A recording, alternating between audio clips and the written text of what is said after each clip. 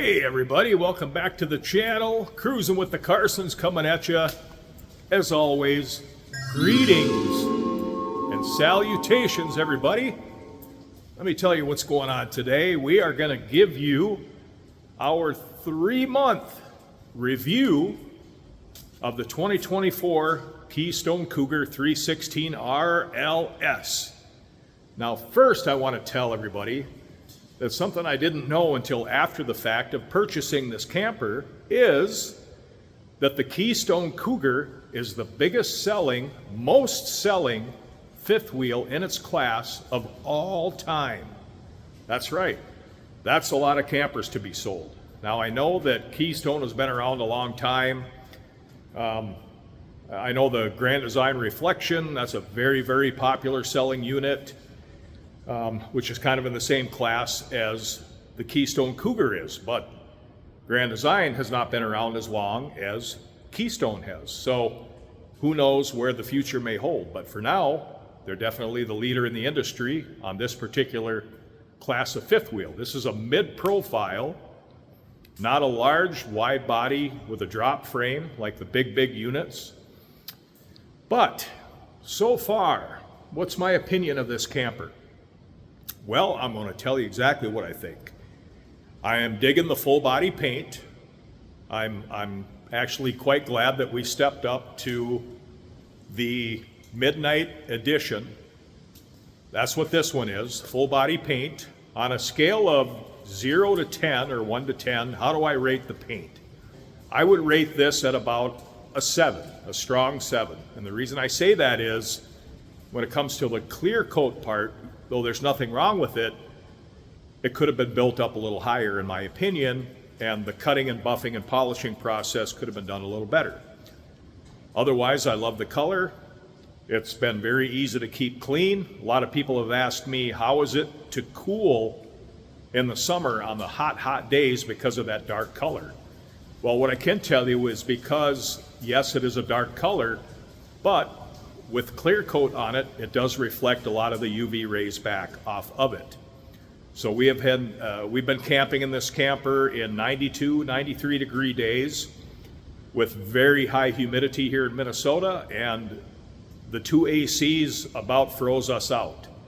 They cycled just fine, did just great. So what's my opinion on some of the other things on this camper in particular? Myself, if you look down at the jack system, I myself wish that all campers would just go to a 6-point hydraulic leveling system. Much faster, much quicker on the deployment retraction factor. You don't have to mess with the 2 front legs at all as far as dropping the pin and adjusting them. As far as the slides go, you notice that a lot of newer campers now are coming back to cable slides. So the slide that's on the door side is rack and pinion. The other two, which you see here, the bedroom slide and then the one behind me right there, is the kitchen slide, meaning that houses the refrigerator, the stove, and all that good stuff. That is also a cable slide.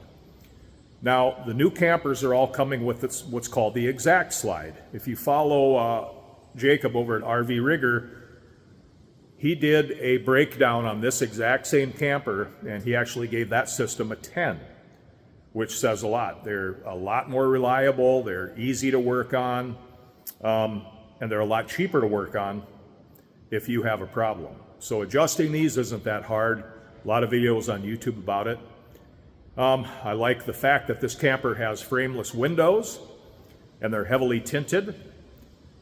I will honestly say, if you've seen some of my other videos, I'm not a fan of the roof that was put on this camper. It's the classic TPO membrane. And if you've seen some of my other videos, it was fairly shoddy the way it was put on. It could have definitely been better. So we're keeping a close eye on that part of it. But I can honestly say too that across the board, when it comes to Grand Design Reflections or Solitudes or a lot of the other Keystone products that are out there, Jayco, KZ, Durango Gold, I've had them all, and I've yet to see one roof on them that's perfect. RV manufacturers could definitely slow down the workmanship process when it comes to the roof on these particular campers. Now on the interior, when it comes to fit and finish, being a contractor, I myself would rate it at about a strong 7. And the reason I say that is there's a lot of what they call MDF, which is just basically press board that's coated with a skin, like a vinyl skin.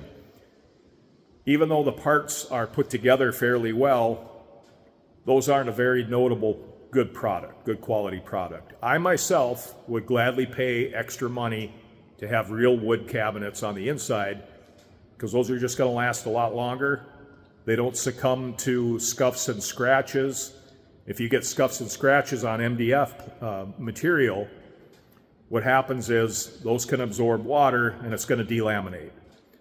So the woodwork, the countertops that are put into these, in my opinion as well, could be a little better quality. You have to be careful not to slide anything across them or you're going to scuff and scratch them. When it comes to the linoleum and the flooring in these things, subpar, not bad. So you have to ask yourself, what makes Keystone Cougar such a wildly popular camper? Well, I think it comes down to a lot of things, you guys. In no particular order, price point, for one. I think with full body paint, we paid about $66,000 or so for this particular camper. I could have saved about $8 or $9 grand had I not gone with full body paint, but for us, we liked it. We've always wanted a full body paint camper. They're easier maintenance. You don't get the fade. As far as washing, cleaning, waxing and stuff, absolute breeze. And in the long run, you get a much longer finish off of a full body paint.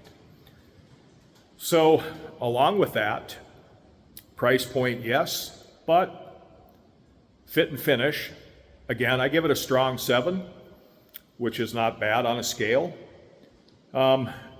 User-friendly, very, very user-friendly floor plan. As far as the appliances goes, not bad. We've got the Furrion 12-volt refrigerator in here, which hasn't really given us any issues. I took care of one issue by myself, which I covered in one of the other videos. As far as space and availability of storage, I give it a 9, possibly almost a 10. I would give it a 9.5. The storage bay in the front is massive. I mean massive. You can put a lot of things in there. Obviously, you don't want to go load it up with 500, 600, 700 pounds. That's not good for your camper. You have to be aware of how much you put into your camper so you don't exceed cargo capacity and you don't want to overstrain the front. So you got to be careful of that, you guys. There's no question. In the front, right here, where normally is a generator bay, lots of storage there as well. ACs run great, furnace runs great. There's never been a problem heating or cooling this unit so far. As far as storage in the bedroom, massive closet, ample dresser space. We did drop to a queen because a king in one of these things, you can't get around the bed to even make it. So that was a bit painful. So we dropped to a queen, which we like having. Easier to make the bed, easier to get around. I myself would prefer a little bit bigger stove than you get in the mid-profile units. Some of the higher end mid-profile units, you're going to get like the large 4-burner Insignia, and they say you can cook a turkey in them. Well, we've had that stove. You could cook a turkey and then some. We're big into cooking and big foodies. So for me, I'd like to see mid-profiles all come with a little bit bigger stove. Again, for me, I would gladly pay the extra money to have that bigger stove. Glass, as far as windows, lots and lots of window space in here. So lets a lot of natural light in. You get a ceiling fan, great ventilation, which is nice. So overall, how do we like the Cougar? We're very much liking it. If you saw any of the other videos, you know we had a Grand Design Reflection 337 RLS, which is very similar to this. For us, we actually like the Cougar a little bit more than we liked that particular unit. Very much enjoying the Cougar. So, our 90-day review, what would we give it on a scale of 0 to 10? I would give it probably an 8, to be honest with you. We love the tankless water heater. That's awesome to have on-demand water. So all in all, guys, I hope you found this useful. If you're considering a Keystone Cougar, I am not paid by them. I'm not a ambassador for the company, nothing like that. When it comes to warranty, my experiences have been good, or my experience there has been good. But anyway, you guys, I appreciate you tuning in. Hope you hit that like and subscribe button. We got a pretty fun video coming out next week. Might be another incognito inspection involved on another RV dealership. I don't know. We'll see. But anyway, thanks for sticking around. We're going to see you on the next one. Bye.